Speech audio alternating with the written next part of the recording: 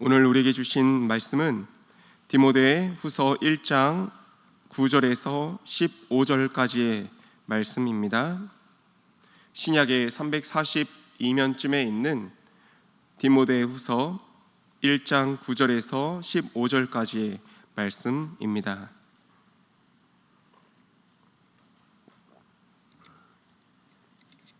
찾으셨으면 우리 한 절씩 교독하며 함께 읽겠습니다.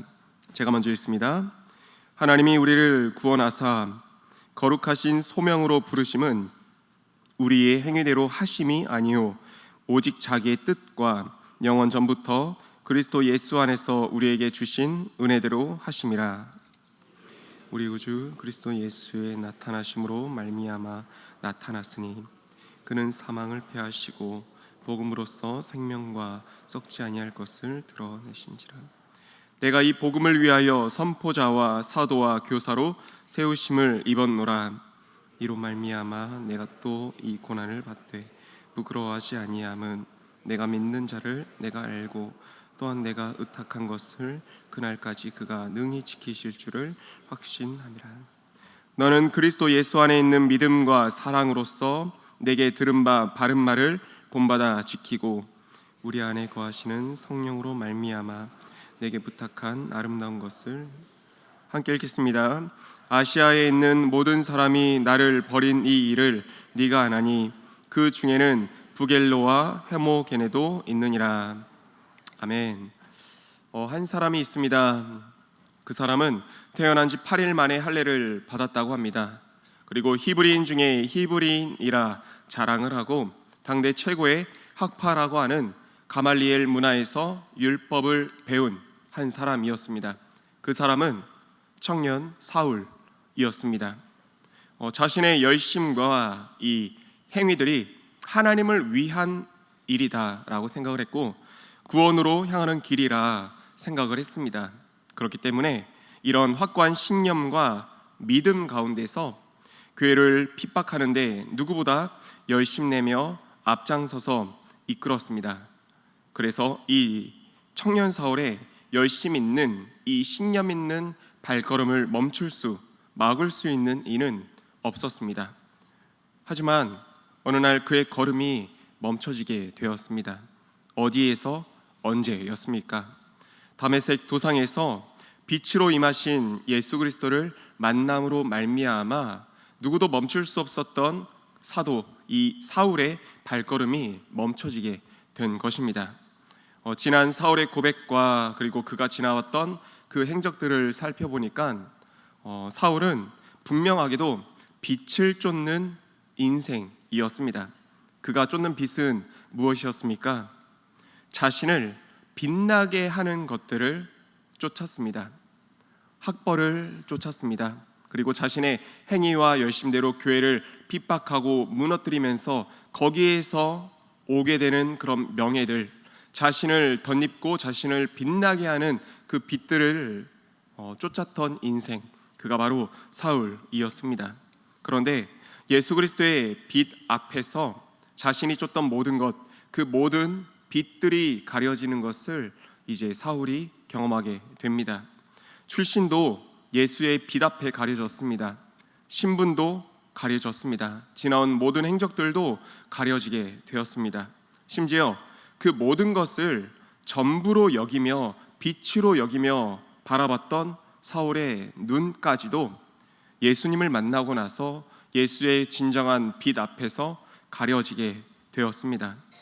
말씀을 준비하면서 이 사도 바울의 연대기 자료를 다시 한번 살펴보게 되었습니다. 보니까 30살 때 빛 대신 예수 그리스도를 다메섹 도상에서 만났습니다. 그리고 오늘 말씀 본문을 기록한 그때는 약 67세에서 68세라고 이야기를 하고 있습니다. 빛 대신 예수님을 만남으로 말미암아 30년 동안 전부라 여겼던, 진짜 빛이라 여겼던 그 모든 것들을 배설물로 여기며 이제 믿음의 길을 걷게 되었습니다. 그 시간이 오늘 본문에 이르기까지 약 40여 년이 되었습니다. 그리고 오늘 본문은 40년 년의 이 믿음 생활 가운데서 깨닫고 확신하게 된 믿음의 정수들이고 그것을 한자 한자 기록하여서 믿음의 아들 디모데에게 전해주고 있는 것입니다. 한 가지 질문을 드려봅니다. 왜 그 신앙의 정수를 기록하여서 신앙의 아들 디모데에게 전해주는 것일까요? 그것은 결론에서 말씀을 드리도록 하겠습니다. 바울이 40년 신앙의 정수로 기록한 내용은 다음과 같습니다. 9절부터 말씀을 본다면 조금 풀어서 말씀을 드리겠습니다. 하나님의 구원과 하나님의 그 부르심, 하나님의 선택에는 우리의 어떠한 행위가 중요치 않다는 것입니다. 우리의 행위를 보고 주께서 구원을 이루시고 우리의 모습을 보고 주께서 부르시고, 그것이 아니라 오직 하나님의 뜻과 그 아들 독생자를 내어주심으로 보여주신 그 하나님의 은혜 가운데 하나님의 구원과 하나님의 부르심, 그 모든 것이 담겨 있다라고 바울은 고백하고 있는 것입니다. 그리고 세상은 남을 누르고 또 죽여서 자신을 세우고 살아갈 때 마치 누구처럼 말이죠? 젊은 시절의 사울처럼요. 남을 누르고 자신을 세우며 살아갈 때 예수 그리스도는 당신을 죽음 가운데 내어주어서 모든 인류의 생명을 살렸음을 드러내었음을 또한 오늘 본문 말씀 가운데 이제 사도 바울이 한자 한자 적어내고 있는 것입니다. 그래서 고백합니다. 자신은 흔들리지 않는다는 것입니다. 부끄럽지 않다는 것입니다. 왜죠? 그 빛과 생명 되신 예수 그리스도를 진정으로 만났으니까요. 단순한 지식적 알미 아니었습니다. 체험적 만남을 통해서 알게 되었기 때문에 사도 바울은 이렇게 고백을 하는 것입니다. 그런데 갑자기 분위기의 반전이 이루어집니다. 원래는 14절까지 말씀을 읽고 토요일날 15절부터 나눴어야 됐는데 본문의 흐름을 쭉 살펴보면서 15절까지 우리 성도님들과 이 분위기 안에서 나누고 싶었습니다. 분위기의 반전이 이루어지는 15절 말씀은 이렇습니다. 제가 한번 읽겠습니다. 아시아에 있는 모든 사람이 나를 버린 이 일을 네가 아나니 그 중에는 부겔로와 허모게네도 있느니라. 14절까지는 바울이 자신의 40여 년의 그 신앙생활, 신앙의 정수, 하나님의 은혜, 하나님의 구원, 하나님이 얼마나 좋은 분이신지에 대해서 한자 한자 누르면서 기록을 하고 있습니다. 그런데 갑자기 자신을 버린 사람들이 있다는 것입니다. 자신을 버렸다는 뜻이 무엇이죠? 예수 그리스도를 등지고 세상 가운데 나아간 사람이 있다고 그렇게 반전에 기록을 하고 있는 것입니다. 바울이 오늘 본문 9절부터 시작해서 이렇게 복음의 가치와 생명과 은혜의 소중함을 알리는 가운데 이 떠나간 사람이 있다라고 구태여 기록한 이유, 여기에는 한 가지 큰 의미를 담아 봅니다. 바울이 디모데에게 이 편지를 기록한 이유 또한 찾게 되는 것입니다. 아시아에 있는 사람들이든 부겔로, 헤모게네, 이들 또한 바울과 함께 믿음을 함께 걸었던, 믿음의 길을 걸었던 사람들 아니겠습니까? 그런데 흔들린 것입니다. 이들이 등 돌려서 바울을, 예수 그리스도를, 복음을 떠나게 된 것입니다. 왜 그런가 하니 끝까지 깨어있지 아니하고 복음을 정확히 붙잡지 아니하였기 때문에 흔들리고 떠났다는 것입니다. 본문의 흐름에 따라서 이렇게 묵상을 하는 가운데 15절에 와서 제가 지난 시간에 이제 비전 트립으로 다녀왔던 영국의 교회 상황들을 떠올리며 이렇게 좀 오버랩이 되게 되었습니다. 영국이 어떤 나라였습니까? 우리 모두가 알다시피 영국은 그런 나라였습니다. 세계를 향해서 선교사를 파송하는 나라, 그 나라가 영국이었습니다. 세계 부흥을 이루었다고 하는 그 영국, 그 나라가 영국이었습니다. 그런데 선교사를 파송하는 나라였지만은 이제는 어떤 나라가 되어 있습니까? 선교지가 되어버렸습니다. 선교사를 파송하는 게 아니라 선교사들이 들어와야 되는 나라가 된 것입니다.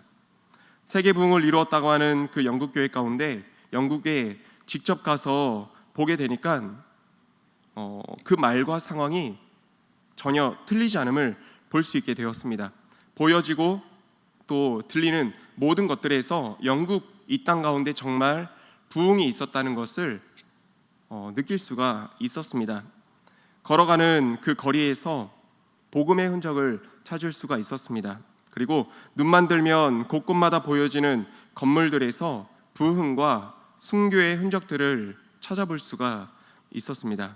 그리고 무엇보다 영국이 자랑하는 미술관이나 또 박물관이나 유명 관광 명소마다 말씀이 없는 곳이 없음을, 그리고 예수 그리스도의 십자가가 없는 곳이 없음을 깨닫게 되었습니다.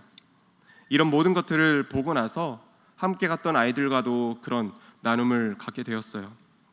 어딜 가든 묻어있는 이 하나님의 흔적, 예수 그리스도의 흔적, 십자가의 흔적들을 보면서 이것이 뭘 나타내고 증명하느냐, 우리 하나님 정말 살아계시는 분이라는 것을 증명하고 있는 것이 아니냐, 성경 말씀이 사실과 진리임을 증명하는 것이 아니냐, 영국 곳곳마다 묻어있는 하나님의 흔적을 보면서 이것들을 깨닫고 고백하는 시간 되었습니다.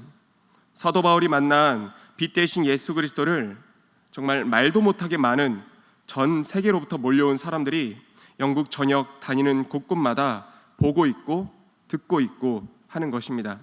특별히 제가 갔던 그 지역 중에 하나가 영국 내에 있는 웨일즈라고 하는 지역이었습니다. 이 웨일즈에 대한 설명은 이렇습니다. 영국 전역에 복음의 불씨를 일으켰던 지역이라는 것입니다. 저희 팀을 함께 이끌어 주셨던 선교사님이 웨일즈에 대해서 이렇게 설명을 또 해주시더라고요. 웨일즈는 99.9%가 믿음, 복음으로 뒤덮였던 그 땅이었다고. 그래서 영국 전역에 복음의 불씨를, 세계로 복음의 불씨를 던질 수 있는 그 지역이었다고. 오죽하면 99.9%가 예수 그리스도를 믿고 믿음 생활을 하다 보니까 법정이 할 일이 없는 것입니다. 법정에서 심판과 재판이 없는 그 날에는 이 하얀 손수건이라 할까요? 이거를 걸어둔다 합니다. 근데 그렇게 심심찮게 걸려있던 때가 많았다 합니다. 경찰들도 할 일이 없는 것입니다. 그래서 경찰들이 모여다니면서 한 일이 있는데, 그게 바로 성가대, 찬양단을 조직해서 찬양하는 그 일을, 경찰이 찬양하는 일을 할 정도로 범죄가 없고 복음으로 뒤덮였던 그 땅, 그게 바로 웨일즈라고 하는 것입니다. 웨일즈뿐만 아니라 영국 전역의 상황이었고요. 그런데 거리마다, 건물마다, 모든 요소들마다 예수 그리스도 하나님의 흔적을 보여주고 있는 영국도, 그리고 그것을 보았던, 들었던 수많은 사람들도 하나님을 버린 것을 다시 한번 보게 되었습니다. 웨일즈의 99.9%가 복음화된 땅이었다 하지만 지금은 그렇게 얘기하시더라고요. 1%만이 예배를 드리고 있다고요. 그 시골 같은 지역의 1%, 겨우 명맥을 유지하고 있는 그 교회 1%의 그 사람들마저도 젊은 세대는 단 한 명도 보이지 않고 머리가 희끗희끗하신 어르신들께서 듬성듬성 그 교회를 채워나가고 있더라고요. 웨일즈가 그런데 영국 런던 도시 내는 얼마나 더 심하겠습니까? 수많은 사람들이 보았지만, 들었지만 하나님을 버렸습니다. 마치 오늘 본문 15절에 나오는 부겔로와 허모게네처럼, 그리고 아시아의 수많은 사람들처럼 하나님을 등지고 하나님을 내버린 것입니다. 왜입니까? 어떻게 바울은 신앙이 얼마나 좋은 것인지, 하나님이 얼마나 좋은 분이신지 그렇게 믿음으로 선포하고 고백하고 있는데, 왜 똑같은 하나님을 바라보지만 바울은 끝까지 하나님을 바라보고 있고, 왜 일부의 그 사람들은 하나님을 등지고 하나님을 버린 것입니까? 영국의 수많은 사람들 그렇게 하나님 한 분을 바라보다가 왜 하나님을 등지고 하나님을 버리게 된 것입니까? 그 이유를 찾는다면 여러 가지를 얘기할 수 있겠지만, 가장 큰 이유를 보았을 때, 또 말씀 가운데서도 한번 생각을 해보았을 때 타협적인 신앙이 그 이유가 되지 않았나 생각을 해보게 됩니다. 사도 바울이 떠나고 나서 아시아에 있는 그 사람들이, 또 함께 믿음의 길을 걸었던 그 사람들이 늘 복음의 메시지만을 듣고 있다가 잠시 떠난 그 시간, 그 사이에 세상의 가치관, 세상의 문물들을 보고 듣게 되는 것입니다. 그래도 여전히 믿음을 붙잡고 그래도 하나님을 믿고 따르는 그 길 걸어가려 했지만은 점차 다가오는 유혹의 소리들에, 유혹의 그 볼거리들에, 예수님에게조차 찾아갔던 사단의 그 유혹의 소리들에 점차 흐릿해져 가는 것입니다. 잠식되어져 가는 것입니다. 그러다 보니 신앙을, 하나님을 등지고 떠나게 된 것입니다. 영국 교회도 마찬가지였습니다. 그렇게 복음으로 충만했지만은 점차 복음으로 충만했기 때문에 나라가 그렇게 해가 지지 않는 나라라는 별명을 받을 정도로 부강해졌는데, 부강해진 나머지 점차 잠식되어져 가는 것입니다. 말씀이 흐릿해져 가는 것입니다. 예수 그리스도의 빛은 여전히 찬란하게 빛나고 있는데 사람들의 마음과 두 눈이 감겨지게 되는 것입니다. 복음을 거부하게 되는 것입니다. 그리고 무엇보다 가장 큰 문제는 그것이었습니다. 신앙의 전수가 이루어지지 않았다는 것입니다. 오늘 사도 바울이 왜 디모데에게 이 말씀을 기록하고 있는지 결론에서 말씀을 드린다 했습니다. 디모데가 어떤 사람입니까? 앞전에도 한번 살펴보았지만 이미 디모데는 믿음이 있는 사람이었습니다. 외조모로부터, 어머니로부터 그 단단한 신앙을 갖고 있는 사람이 디모데였다고 우리는 볼 수가 있습니다. 바울의 이 고백과 이 편지들은 그렇게 보면 디모데에게 있어서 어쩌면 잔소리에 불과할지 모르겠습니다. 그런데 그럼에도 바울은 죽기 그 직전에 이르기까지도 사랑하는 아들 디모데에게 이 편지를 기록하고 전해주고 있는 것입니다. 어떤 마음이, 어떤 의도가 담겨 있다 생각을 할 수 있겠습니까? 신앙의 맥이 끊어지는 것을 두려워하지 않았던 것이겠습니까? 사도 바울 본인이 걸어왔던 믿음의 길, 이게 당대로 끝나는 것이 아니라 디모데에게, 신앙의 다음 세대에게 전수되어서 끝까지 믿음이 계승되길 원하는 그 마음 안에서 이 복음의 진수, 정수들을 낱낱이 기록하여 전해준 것 아니겠습니까? 복음의 메시지를 듣지 않게 되니까 하나님을 등돌려 떠난 그 사람들에 대해서 기록하면서 디모데야, 너는 참 좋으신 하나님을 끝까지 붙잡아라. 진리 되신 예수 그리스도의 그 복음을 끝까지 붙잡아라. 한순간도 깨어있지 아니하면 떠나가는 그 사람들처럼 너 또한 그렇게 될지 모르니까 다시 한번 내 40년의 신앙으로 기록한 예수 그리스도를 다시 한번 보고 듣고 느끼면서 붙잡고 이제 신앙의 대를 이어가라 라고 하며 이 말씀을 쓰고 디모데는 받은 것 아니겠습니까? 사랑하는 우리 성도님들, 영국과 미국의 10년이 대한민국이다라는 말 많이 들어보셨을 것입니다. 농담처럼 여겨지지 않습니다. 그런데 농담으로 그칠 줄 믿습니다. 우리는 신앙의 대를 이어가는 대한민국과 은평 교회가 되어질 줄 믿습니다. 아이들이 듣기 싫어 할지라도, 다음 세대가 복음의 메시지를 잔소리라 여길지라도 우리는 그것을 전하지 않으면, 그것을 붙잡지 않으면 흐릿해지고 희미해지고 희석될 게 뻔하기 때문에 우리는 앞전의 사례를 봐서, 말씀을 봐서 그것을 알고 있기 때문에 끝까지 복음을 우리 다음 세대에게 전해주고 우리 들려줌으로써 신앙의 계승을 계속해서 이어나가고, 한 대가 지나고 10년이 지나고 100년이 지나도 인원이 줄어드는 희끗희끗한 어르신들만 남게 되는 교회, 대한민국이 아니라 100년이 지나도 오히려 더 큰 부흥을 이루는 우리 은평교회와 우리 한국교회와 우리 대한민국 또 되어지기를 소망하며 축복합니다. 그러기 위해서 오늘 또 말씀의 실천도 필요하지 않겠습니까? 각 가정으로 돌아가셔서 사랑하는 우리 자녀 손들에게 오늘 사도 바울이 고백하고 있는 이 예수님에 대한 이 고백, 그분은 우리의 행위대로 구원을 주시는 분이 아니다. 그저 당신의 뜻과 그 아들 예수 그리스도를 보내주신 은혜로 말미암아 우리에게 구원을 주시고 우리를 선택하여 주시는 분이다. 그분만이 생명과 진리 모든 것이다 라고 자녀 손들에게 한 번 더 전해주지 않으시겠습니까? 한 귀로 듣고 한 귀로 흘리는 모습이라 할지라도 그것은 심령 가운데 새겨져서 우리 성도님들의 신앙이 계승되게 될 것입니다. 은평교회는 해가 거듭나면 거듭날수록 더 부흥을 이루고 더 탄탄한 믿음의 교회가 되어질 줄 믿습니다. 그래서 그리고 은평교회를 통해서 세계 열방 가운데 선교사를 파송하는 그런 믿음의 중추적인 역할을 감당하는 대한민국의 한 교회가 되어질 줄 믿습니다. 그 중심 가운데 우리 담임 목사님과 성도님들께서 모두 굳건히 기둥처럼 서 계시기를 주님의 이름으로 축원드립니다. 우리 함께 기도하겠습니다. 이 시간 기도하며 나아갈 때 우리의 믿음과 신앙을 먼저 다시 한번 점검하며 나아갑시다.